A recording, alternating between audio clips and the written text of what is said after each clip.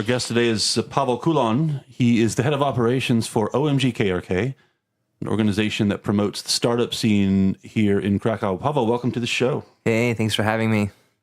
Let me start with a question here. This is something that Dave and Josh and I were talking about earlier, kind of a interesting point. It seems to me that these days every company calls itself a startup. Everybody's a startup. It's cool, it's sexy, it's trendy, and we're talking about sometimes companies that are 5 years old, they're market leaders, they make big money, but they're a startup. What is your working definition of a startup? Okay, so a startup is a business that has a big technological component upon which it runs. It also is innovative in the sense that it's probably has a new idea, something that hasn't been done before. A sort of tight definition of startup is that it can be scalable, meaning it can grow really fast, ideally exponentially. Most startups try to be global because that's the biggest market and the most users. And those are some key points about what a startup is. Is there kind of a measuring stick for when a company is no longer a startup? I mean, in terms of how old they are, how much money they make. I mean, when can you no longer use that term? Are they reluctant to shed the tag? I think that's part of it too. Doesn't it just sound cool? We're a startup, right? Everybody likes that. Who wants to lose that tag? I mean, I think at a certain point, at a certain amount of people on the team, in terms of what sort of management or culture you can have in an organization starts to change. The speed at which you can innovate, at which you can hire, at which you can iterate your products begins to slow down. You begin to build some sort of legacy systems. Your brand, you're known for something and you can't change as fast.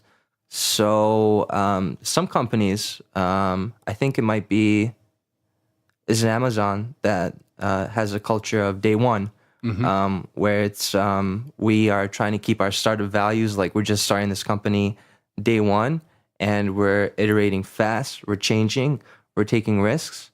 So it's a mentality, really. I think it's a mentality, yeah, and a culture on top of a sort of product or service that you have, yeah. I was doing a little reading up on that myself, and I saw a good definition. It was kind of a flippant remark, but one commentator commented that when a company starts to make a real profit, with all of the parameters you already laid out, that's when they kind of actually leave startuphood. When they start making money and be profitable, they're no longer a startup. Real decisions come into things then, you know. We'll get into some of the details about the startup scene and startups generally in just a minute, but first, the startup scene here in Krakow is very large, getting bigger all the time. Everybody knows a programmer. You stop 10 people on the street, you're going to meet 4 programmers, and probably 3 or 4, brothers and sisters of programmers are everywhere. It's kind of a cliche now, almost, it seems. Why are we so much bigger? And when it comes to startups and the IT scene generally, why are we so much bigger than other cities? People say it's the universities. Well, other cities have universities too, right? Why isn't the Łódź and the Wrocław, the Poznan, the Gdańsk, the Warsaw startup scene, why aren't they as big as we are? What do we have that they don't have? So I want to make a little distinction that IT is not necessarily startup. Yeah, fair point. So IT, there's a lot of tech services in IT, but they might not have the entrepreneurial spirit happening, and that's what differentiates a startup from clean IT. Krakow, along with Dublin, is the top business process outsourcing destination in Europe. And I think costs are lower in Poland, which makes it attractive. There's also talent, nice universities, good quality of life. Now that there's just this sort of established corporate sector, it's easier for every next corporate to come and grow. It's like there's a critical mass. You reach a certain point, and it kind of feeds on itself. As you say, you get big enough, and that just being big means you get bigger because you've established yourself as a name in the field, as a center for this kind of thing. In a way, there is a gravity of having gravity. That's a good word. A lot of people in the field. But yeah, I want to make a distinction between the IT scene and the startup scene because there's a lot of business process outsourcing where there's tech talent, but they're not building their own. They're building the product for someone else, a service from someone else.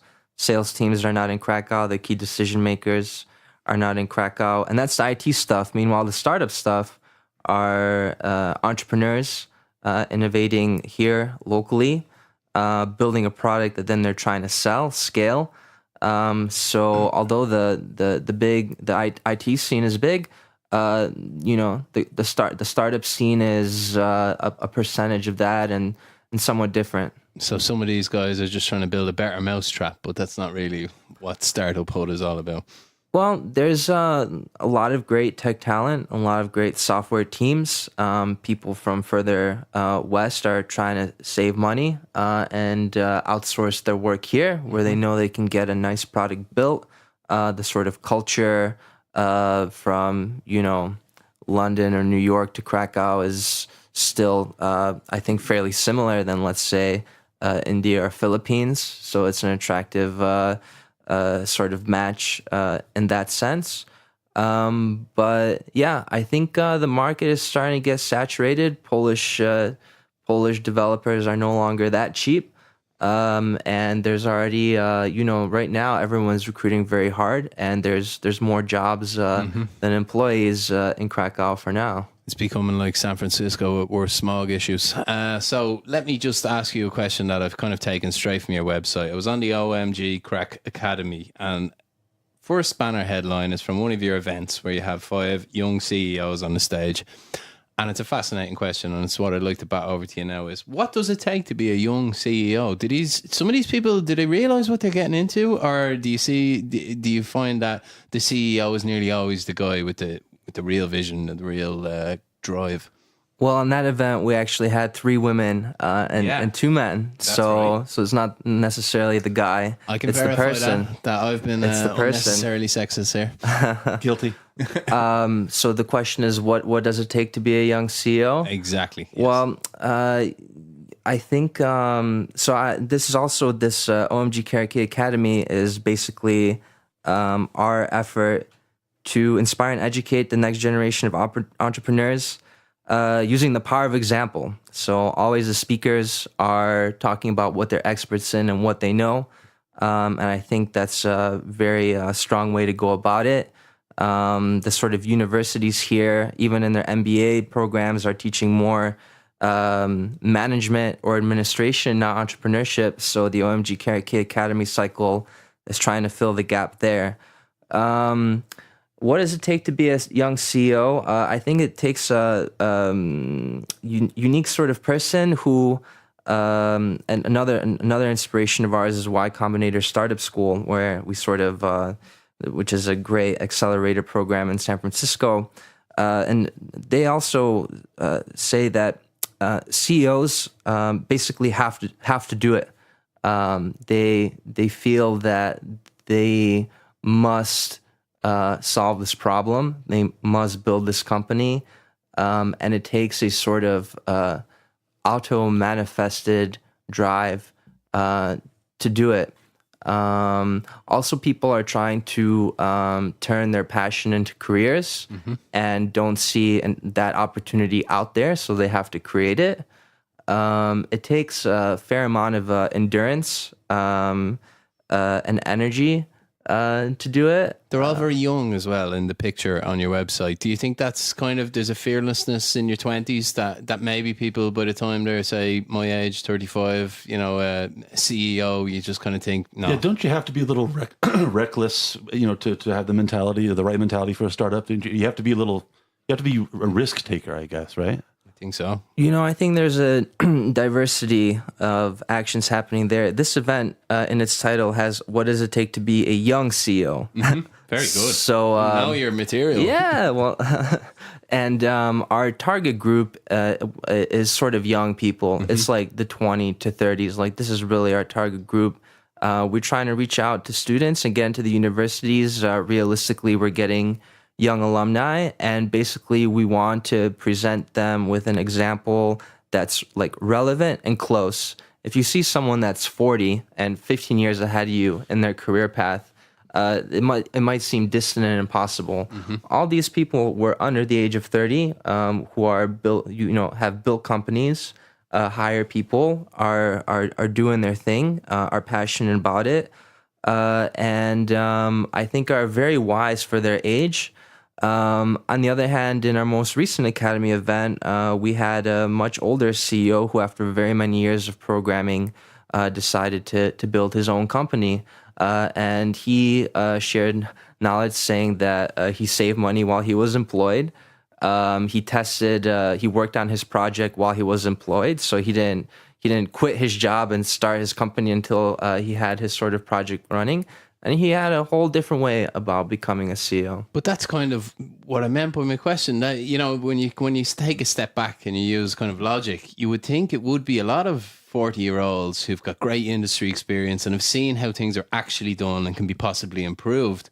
And that's fascinating to hear about that example. So there is a small percentage of older guys willing to throw their hat in the ring. Yeah, guys, I've done it again. Sorry, people. I think there's a sweet spot between your risk appetite and experience. I think that's very true. The risk appetite, that's what I'm getting at. You know, I think it does diminish in a lot of people as they get older. I know it did in me. I ran a business in my 20s, and yeah, I'm not sure I would take on those risks and that kind of responsibility anymore. Yeah. On the other hand, I think there might be some middle managers out there who think like, hey, I can do better than this, and I got to get out of here, and I got to start my own thing. So I don't think it's ever too early or too late to become an entrepreneur. Paweł, are there some in the early stages of startups? Are there some typical, maybe almost cliched mistakes that too many of them make that kind of lead to disaster? Wow. Well, I think maybe not disaster, just a loss of potential that they had. In other words, some bumps they hit, and some startups know how to deal with them, and some don't. Well, I think most startups fail as a stats, right?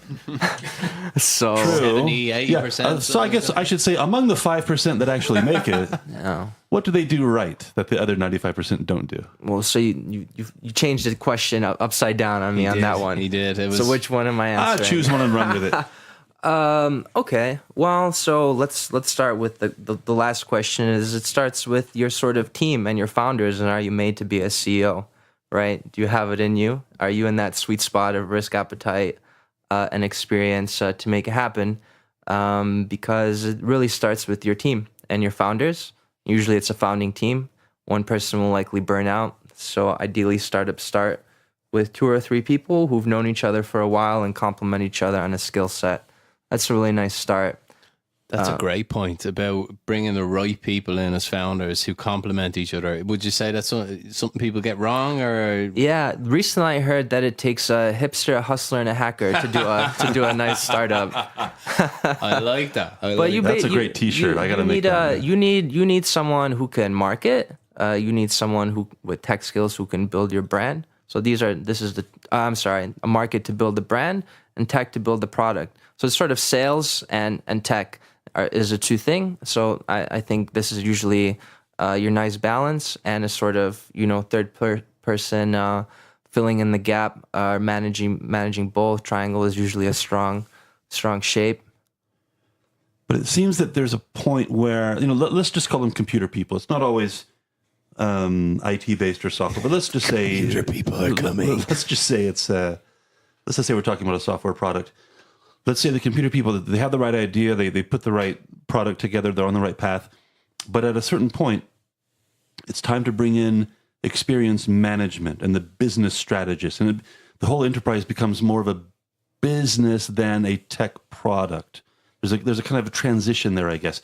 And if you don't get the timing right, if you don't bring in the right talent at the right time, it can spell disaster. So if this isn't baked into the cake from the very beginning, how do you know when it's time to turn it over to the business people and take control away from the computer people? Does this make any sense? Yeah. So, people have different skills, and someone can be a great coder and like spending time in front of the computer and doing it. But if you want to make money, you have to sell it. You have to get clients. You have to gain users. You have to market. You have to get out there. You have to build personal relationships to push your product out. And you can't necessarily do that all the time sitting behind the computer. And it might not be the person who's the great coder who's the one who can go to that meeting, and pitch the product, communicate it, sell the vision, have other people buy in. And it takes a diversity of skill sets for success that are usually beyond one person. Why can't we just look at successful companies and say, do what they did? Why is it not that easy? Really, why is it not that easy? No, it's a great start. And going back to OMG KRK Academy, where we use the power of example, where we really now we're reaching a really nice quality of local entrepreneurs, really high, like the highest quality of local entrepreneurs presenting. And this year you can expect guests from out of town, out of the country, coming to share their knowledge and give that perspective. But power of example is really maybe the best tool that I've identified so far in learning, because people share real world advice, what they've been through, have made their mistakes, have pivoted out of them, and then share it. So I think looking at the successful startups is a great way to go. On the other hand, like, you can't just repeat something. You need to add your sort of special abilities, special sauce. But you learning from the example, from mentors, from other people. Startups actually have us. There's a sort of like equation or algorithm to a successful startup. How it works, when you want the investment, when is the next round, how big should they be, what percentage of the company do you give away, when do you hire. There's actually a good amount of math to do it, and you can look at the data and do it. On the other hand, sometimes when you're coming up with an innovative idea, there's no precedent as well. So I'm fascinated by one of the debates you hosted on the oh my god, Krakow Academy, and this touches exactly on what you were just talking about, the corporations versus startups. Is there any other takeaways from that debate that you think our listeners should hear? Anything that really kind of caught your imagination and thought, you know what, that is a great difference. That is a great kind of point that marks the difference between the two. Because I think that's the fascination in many ways with startups. It's, where do they start and where do they kind of become the household names? Like Facebook was a startup at one stage, famously in your face, I'm getting all this from the movie, Yeah, so I think the big takeaway from that event is that the economy and the marketplace and jobs are changing pretty fast. Mm-hmm. And you want to be in a place where you're growing, where you're learning new skills, where you're taking on new responsibilities, and you're in a place where you can adapt to changes. So, in a startup, you may not have the stability and assurance of some of the things you may have in the corporate world. But in a startup, you're very quickly going to have to learn how to innovate and adapt and survive, even if it's to get the next check. In a corporation, and this is something that our corporate people were telling me, and I'm not sure because I don't have that much experience in Krakow corporates, but they're like, you better work hard here as well. You better work hard here as well. And this is not just sit here for 8 hours and take home a check. You best believe it. You better put some energy and innovation here too. So I think the big takeaway for the people is wherever you are, make sure you're growing, make sure it's a dynamic place, make sure you're adapting to the changes in the job market, make sure hopefully that you're not doing a repetitive task that can be automated or roboticized and then you're completely out of a job. And then, going back to that risk appetite and your experience, find out where the best place is for you. And there's really a lot of opportunity for collaboration between startups and corporations. Like corporations are looking for startups to sort of outsource their innovation and get new solutions. Startups need clients. So we're actually trying to help with the matchmaking and close the gap, because it's not like one or the other. Exactly, it's a little bit of both, for sure. And there's nothing wrong with a startup being bought by a corporation. It just shows that they've invented something, and they've brought something to market that's incredibly valuable. That's in general why they probably would be bought out by a larger corporation. Yeah. Also, a lot of the more mature founders start startups with the intention of making an exit selling it and getting out of there and What's the moving point in on all to that hard something work else. if you can't buy a yacht at the end of it? You know? Or you're stuck. Yeah, you gotta raise more Absolutely. money or more years. So and this is going back to that sort of the startup math, where you should start with a exit or with a sort of end game in mind. Like, where is this going to be in 5 years? Are you going to be big and making money, or are you going to exit and get out of there? Is it going to plateau and who knows what? And that you can fail and mess up, or you can there's a lot of mistakes along the way you can make on a startup as well, for sure. I know we're jumping around a little bit here, but I want to rewind back to a point we were talking about earlier, because this is interesting to me. Paweł, you made the excellent point that there's a line to be drawn between IT, like, I don't know, to use a Krakow example, let's say Motorola, and outsourcing, let's say Shell, and various startups. So yeah, there are different sectors, absolutely, but Motorola really cutting edge these we're days. talking about who's the biggest? Maybe a question for Paweł. Who's the big familiar brand that in the IT company here in terms of the size of their staff? Who's the biggest? Who's bigger than Motorola? Man, I'm startup isn't community, big? man. I don't know. You can look at Aspire. Yeah. They have head contractor. don't know Go on what their website. I don't Sorry, I know. should Don't have ask me known about Dave, the you're corporate Over my corporate point here, head I count. think Motorola is fun. Nothing wrong with Motorola. Yeah, I think Motorola's been here for a long time. One of the have, and oldest. they're huge. So Doesn't mean they're globally huge, though. They've been having a horrific But does it decade. mean Motorola is globally huge? Really? No, I'm just trying to think who bought them over a few years ago. They're now a little piece of Google. That's all my Motorola point is is a piece of Google. They are. Google Anyway. bought them a few years ago, and I'm willing to say that without checking it. Anyway, my point is, whether it's outsourcing or IT or startups, to a certain degree, they're all chasing the same talent pool, right? They're all chasing people with certain skills, right? And the fact that you have really big players, your Motorola's or the Shells and IBMs of the world, chasing the same talent the startups need, is that a threat to the vitality of the startup scene when they maybe can't afford to bring in the talent they need because the big established players in similar but different sectors have taken that talent?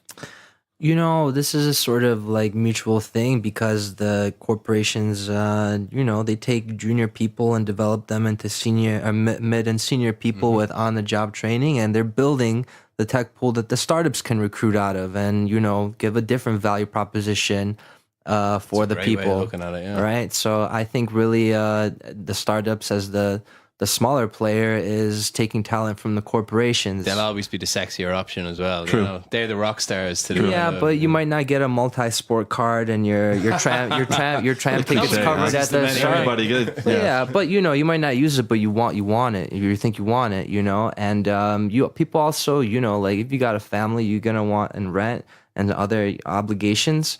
And maybe you have some non-commercial monetized passions outside of work. That corporate gig can you can rationalize it and it'll work. Meanwhile, the value proposition of startups is usually something a little more abstract. Like, we have a mission. We have an innovative project. Be part of something. There's a spirit to it. Meaningful. Yeah. Make an impact.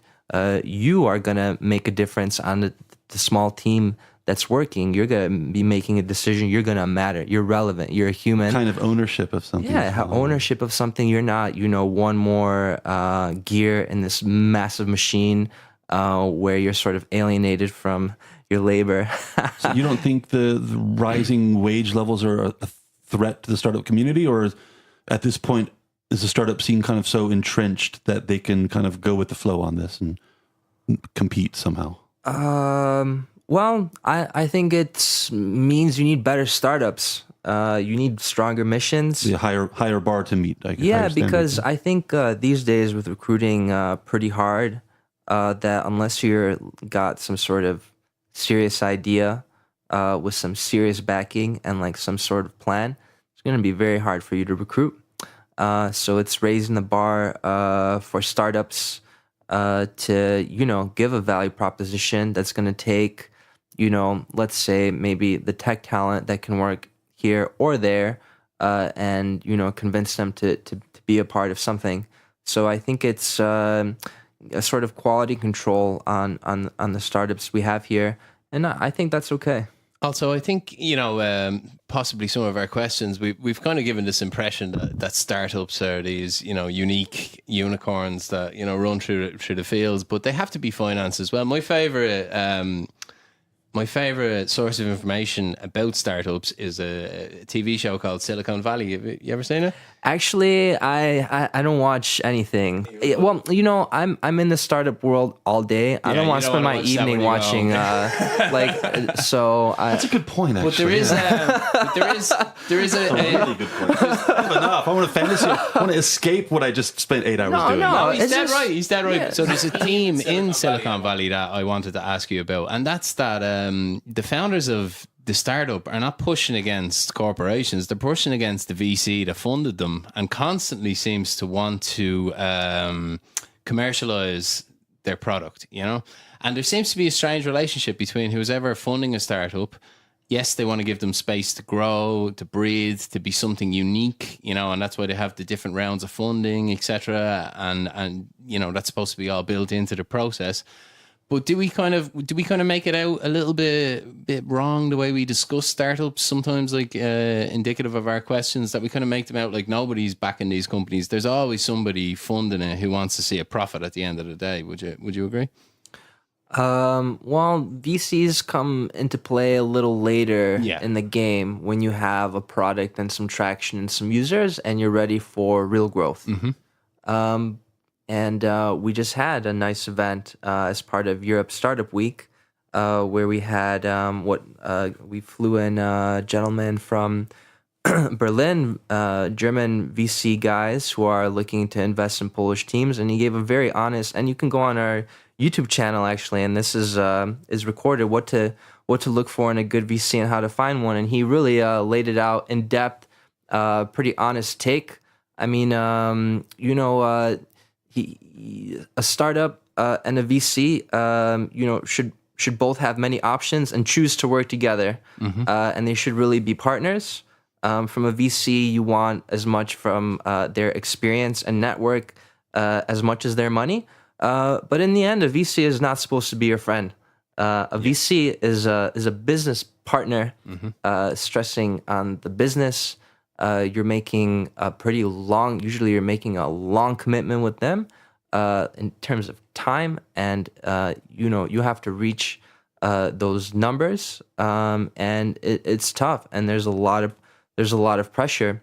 And actually, in our most recent OMG KRK Academy, where we had a gentleman from HCM Deck who actually just raised 3 million zloty from local VC fund Innovation Nest, and I asked him, you can't quit, you can't quit.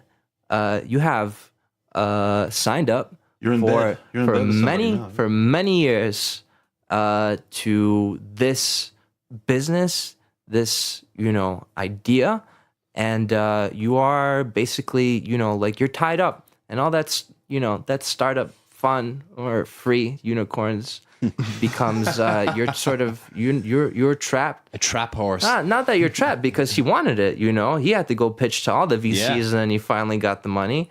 And he has his motivations. But yeah, this is sort of like entrepreneurship, and it's it's weird because we were all about entrepreneurship. Go into it with eyes open, and sort of like. But then all the guys, he wouldn't have it any other way, he wouldn't have it any other way. But just be aware of what's going on. Looking at the website here, omgkrk.com, by the way, looking at the events, there's an incredible number of events, literally something every day, multiple events on the same day sometimes. It's amazing. Are the events kind of themed in the sense that, this is for networking, this is for shared experience, this is for meeting VCs, or is there a logic to how you organize the events? Well, so it's not like OMG KRK organizes a lot of events. We have our own event cycles and event brands, but there's over an event a day, and there's plenty of micro communities, micro groups where people are interested in marketing, copywriting, Android, Java, this, that, and the other, and there's plenty of things happening. So we just try to be as a place that aggregates all this They're data. partner organizations, right?